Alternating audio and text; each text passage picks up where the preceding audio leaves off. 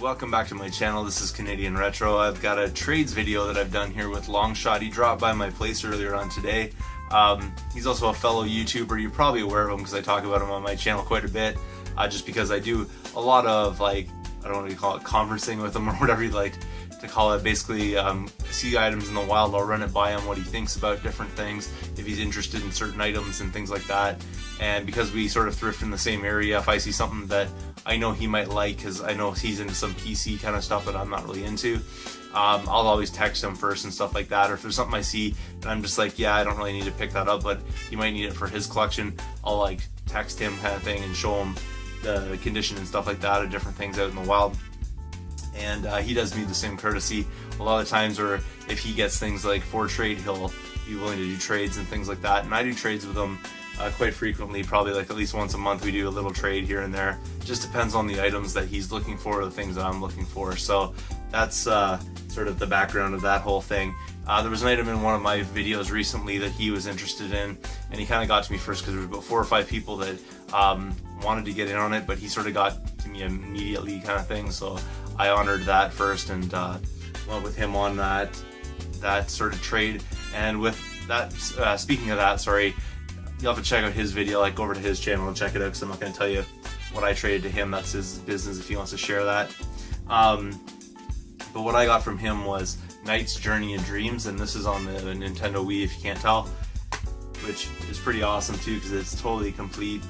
And the disc on this guy right here is in really great shape. It's a little bit scratched up, but it's not that big of a deal because this is something that I was definitely looking for. I believe this game, and I'm trying to go from memory here, but I believe this game is on the Sega Saturn, and correct me if I'm wrong, but originally it was on the Sega Saturn. This is a re-release of the game. I'm pretty certain there might be more options and things like that in this, or this might actually be a sequel to that game.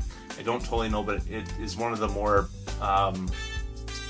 like interesting games I think on that system. In other words, something that's become a little more desirable recently, and I'm not sure if this is a direct port of that or what this is exactly in relation to that, but I was checking out that one and I don't really have a Saturn, so I decided I'd go with this Wii version of the game, and I can't wait to check this out. This is going to be a pretty cool addition to the collection.